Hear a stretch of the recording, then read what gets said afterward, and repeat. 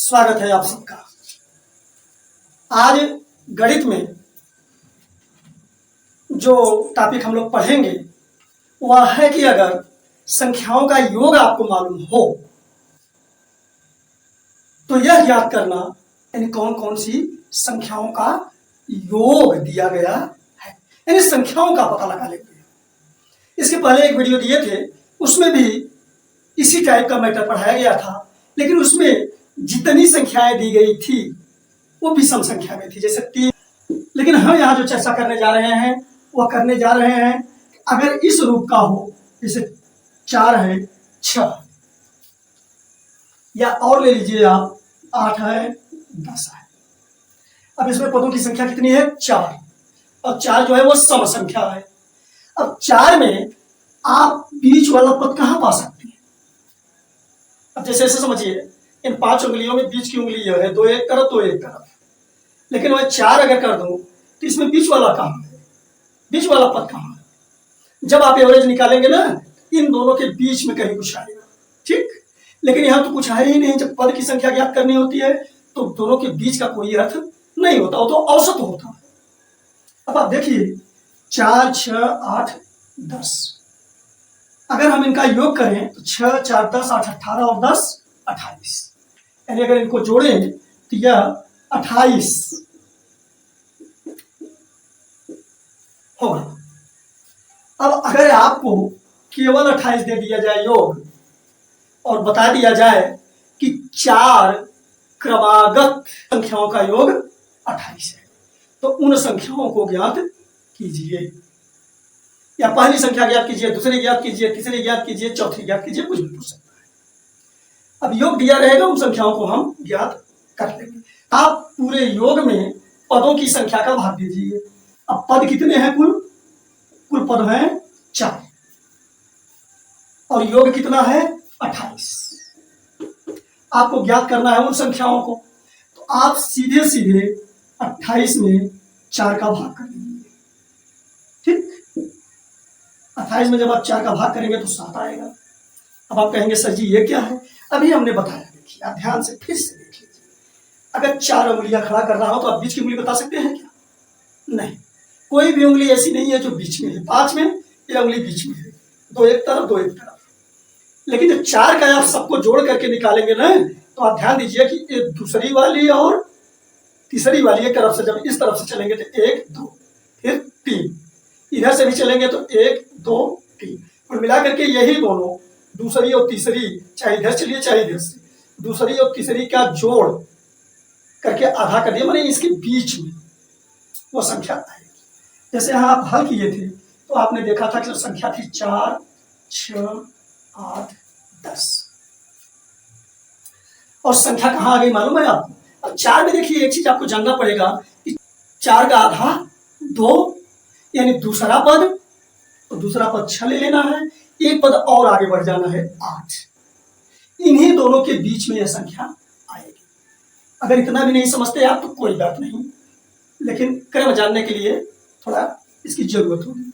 अब इसी दोनों के बीच में देखिए 7 है, यही 7 आया है, यानी आप जब जोड़ में पदों की संख्या भाग देंगे तो इन्हीं दोनों के बीच में यह 7 आएगा। तब आपको करना क्या है?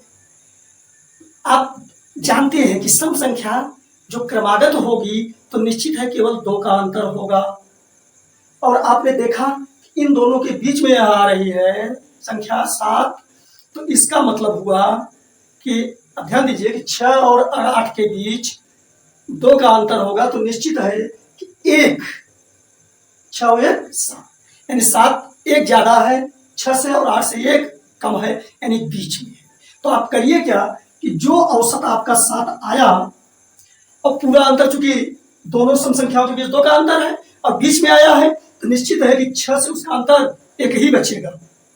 6 और 8 में 2 का अंतर है, आप ध्यान दीजिए 2 का, तो निश्चित है इसके बीच 1 का ही अंतर होगा।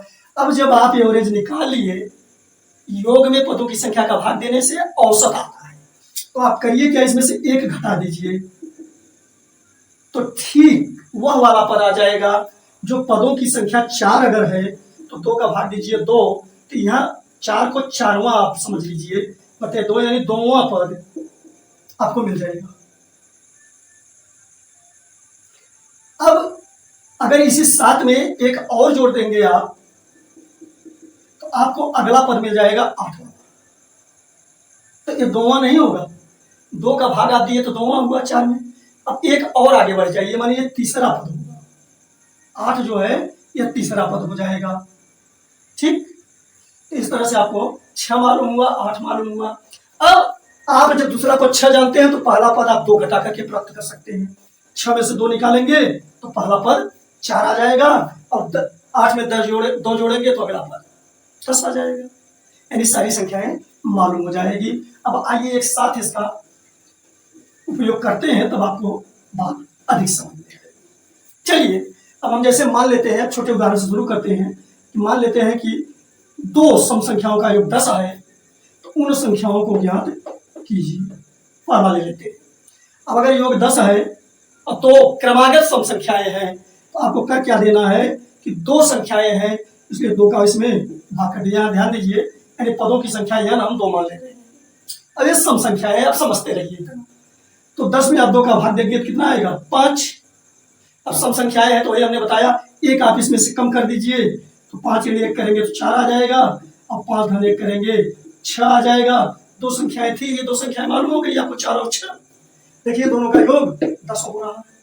क्लियर? चलिए अगला उदाहरण ले लेते हैं। अगर योग, इनका योग मान लीजिए 44 है और 7 44 है, तो आप क्या करेंगे? 4 पद इसमें लिए हैं तो 4 का इसमें भाग कर दीजिए, 11।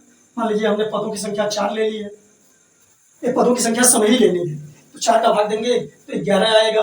अब 11 में से 1 घटा दीजिए 10, यानी ये 4 का आधा 2, दूसरा पद 10 होगा। और अगर 11 में 1 जोड़ देंगे 12, तो 1 तीसरा पद होगा। 12 में 2 जोड़ देंगे चौथा, 1 चौथा पद हो जाएगा। अब 10 में से 2 घटा देंगे तो यह 15वां पद हो जाएगा। 8 10 12 14, 10 8 18 12 30 और 14 44। चारों पद ज्ञात हो गए। ठीक, अब देखिए ये सब संख्याएं ही होंगी, कोई जरूरी नहीं है पद सम होने चाहिए। अब मैं एक और उदाहरण लेता हूं, यहां ध्यान कि योग 32 है और पदों की संख्या हमने 4 ही ले ली। तब आप पदों को ज्ञात कीजिए। तो आपको करना क्या है? आप जब देख रहे हैं कि पदों की संख्या सम है, अब 4 का भाग कर दीजिए, सीधे सीधे 8 आ जाएगा। अब एक चीज याद रखिए, उसमें हमने कहा था क्रमागत सम संख्याएं, क्योंकि क्रमागत सम संख्याओं का उदाहरण लिया था। ये जरूरी नहीं है कि इन्हीं पर केवल यह होगा, क्रमागत विषम संख्याएं भी हो सकती है, लेकिन पदों की संख्या जो होगी वह सम होनी चाहिए, यानी 2 पद 4 पद 6 पद 8 पद ऐसे होने चाहिए। अब ये 8 हो गया ना, तो अब विषम संख्याएं भी 2-2 के अंतर से आती हैं। ठीक, तो इसमें जब एवरेज आप निकालेंगे ना, तो 2 संख्याओं के बीच में जब आएगी तो वही 1 का अंतर लेके रहेगा। जैसे 7 6 और 8 के साथ 1 का अंतर लिया था, यह 8 भी 1 का अंतर लेकर के आया है। तब छोटी संख्या ज्ञात करने के लिए 8 में से 1 घटा दीजिए, इसके पहले 7, यानी पहले आएंगे आप तो 4 भागा 2, यानी ये दूसरा पद होगा, और 1 और अगर जोड़ देंगे तो तीसरा पद हो जाएगा। 8 9। ठीक, अब 7 में से अगर 2 घटाएंगे, अब 2 घटाएंगे तो ये अगला पद 5 हो जाएगा, फिर दूसरा पद, पहला पद 5, दूसरा 7 और तीसरा 9 और चौथा निकालना है तो 2 और जोड़ दीजिए 11। अब इनका योग आप देखेंगे 32 होगा। 5 7 9 11। ठीक, अब मैं सोच रहा हूं इस बार 6 का उदाहरण दे दूं। 6 क्रमागत हो, चाहे विषम संख्या हो चाहे सम, कोई दिक्कत नहीं।